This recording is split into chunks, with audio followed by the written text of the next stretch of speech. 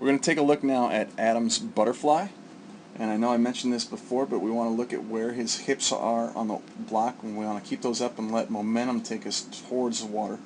I like the underwater streamline here. We got a little bit of a separation of the legs, so we want to make sure we're driving with both legs equally. Get a little bit cleaner entry. You get them together eventually. And now right here, let's add some dolphin kicks. Okay, I want to see 1, 2, 3, about 4 good dolphin kicks before you take that first stroke. If you can do that, what's going to happen is instead of coming out of the water right here on that first, if you take about 4 more kicks, you're going to get to about right here. But what's going to happen is you're going to get to the second point a lot faster than what you are. So you're not going to get a ton more distance, but you are going to get there more quickly. And that's going to become especially more apparent the more walls you go. So over the course of 100 yards or even a 200-yard butterfly. Okay, if we can squeeze in here a little bit and take a look. I like what we see. I like the shoulder flexibility here.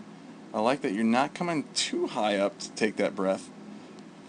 We got to find that breath though, right there. You're not coming up too high, but you do notice that when you do come up like this, we see a little bit of more elbow bend and a little bit of a drop to elbow. Okay, so we're going to take a look at that. We're going to slow it down a lot here on the second 25 when you come back. The other thing that I notice is that you're going to stop that stroke short when you take that breath. Now you come off that wall, you've got the good streamline. Okay, let's even throw in a couple more kicks on top of there. The other thing that you can do, right now your shoulders are pretty parallel in the water. What I'd like to do is I'd like to see one shoulder come up just a little bit, about an angle like that. What is that, maybe 8 degrees? That's going to be just enough to get you to allow you to kick on the up kick and the down kick. Now on that first stroke, it is pretty important that you don't take a breath.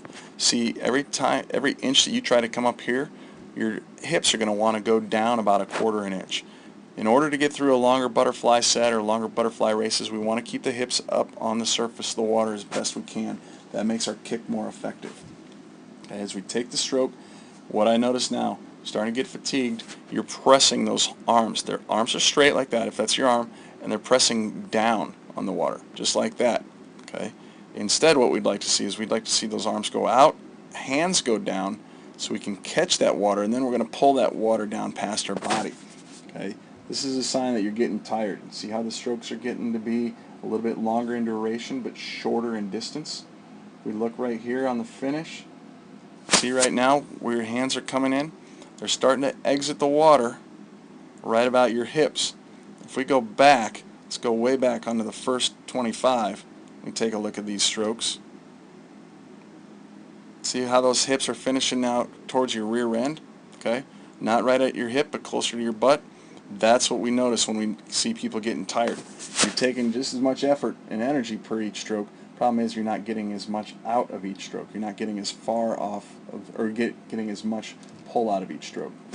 That's a fatigue issue, but it all starts with body position. And if you can maintain body position, and I think a great way to do this, a great way to practice it, is if you have snorkel at home. Swim butterfly with a snorkel. Now you think I don't need a snorkel because I come up to breathe on butterfly. But the thing is, when you're coming up to breathe right now, what that does right there is that takes your body out of alignment. Right here we can kind of see it. That body angle is angled up like that. Maybe not quite that steep of an angle, but right there. That is almost, if we look at it, a 45-degree angle. We don't want to see that. What we want to be able to see is we want to see a little bit longer or lower of a body angle. Okay. Looks like a little bit of separation on the feet there. We just got to be aware of that. And if we make that second kick a little bit stronger, it's going to make it easier for you to finish those hands and get them up over top of the water. I think you have a good catch early on. Now that you're getting fatigued, you're not getting a chance to use it. And now you can see these last few strokes get to be awfully short and awfully tiring. If we can work on that body position, get those hips up on top of the water, your hips are going to be easier to bring through the water, and it's going to make your kick more effective. Let's take a look now underwater. Now we're going to take a look at Adam's butterfly, and I really like this. This is easily one of the best streamlines we've seen so far at camp this week. And the other thing that I like, it's actually kind of tough to tell from this angle, but I think we can almost tell. You got your left shoulder up just a little bit higher than your right shoulder. And what that does, that actually makes it quite a bit easier for you to get good up kick on your kick. Not just the down kick. Everybody can get a down kick pretty decently, but a nice up kick. We're going to move this up to full speed. We see a lot of head movement as we go throughout here, and as you move that head around a lot, it does a couple things to your body position that we want to be able to iron out a little bit more. We'll take a look at that as we come back along here. I like that streamline. I like the dolphin kicks. You could see when you came off the wall here, left shoulder a little bit higher. Right here is that kick all the way through. You can see right there you're stopping. You can extend those knees a little bit more and get even more out of it. Now, if we put this on slow motion, I want to show you what happens with all this head movement up here. When you lift your head up like that, and you drop your elbows and you press down, what happens is your hips come down. We're going to keep on playing this, and we'll see a little bit better angle as we go along. We want to keep that stroke long. Okay.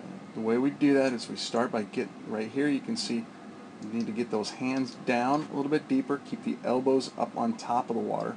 Okay, so press with your hands, not with your elbows. And the other thing that happens is we want to take a little bit quicker early breath. Get your breath and get your head back down, because as long as your head is climbing up here, your hips are going to want to go down.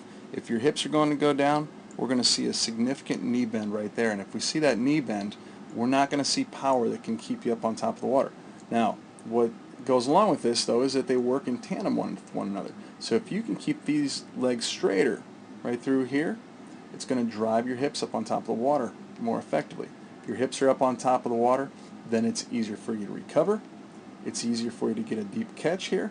It's easier for you to finish through the stroke a little bit more. So it all starts with body position. So doing a lot of dolphin kicking on your stomach or on your side without a kickboard would be a really good way for you to be able to get a lot out of this stroke. You catch a lot of water early on, you can generate a lot of power from your kick. We just kind of have to put things in place a little bit more. And if we can do that with your body position, what it's going to do is it's going to cause you a lot less fatigue as we go throughout this stroke. A little bit of separation of the feet, we just want to be aware of that. The other thing that I wanted to point out here is that if you lift your head up really high, see where you're going to finish your stroke right there? You're not able to press out quite as long as we can. If you can keep your head down and we can keep your body long, you can finish your stroke. Okay, so we can have those hands come up. If this is your body over here, and I should have drawn this with a stick, and this is you doing butterfly, these are your arms. I want your hands finishing out back here. I don't want your hips down here and have you trying to finish up like that. That was probably more use of the telestrator than we needed to, but we do want to be able to finish that stroke. And as you get a little bit taller and longer, it's going to be a little bit harder for you until your strength catches up, so you can kind of feather that stroke out towards the finish right at your hips. If you do that, you're going to be able to maintain good tempo throughout your stroke as well.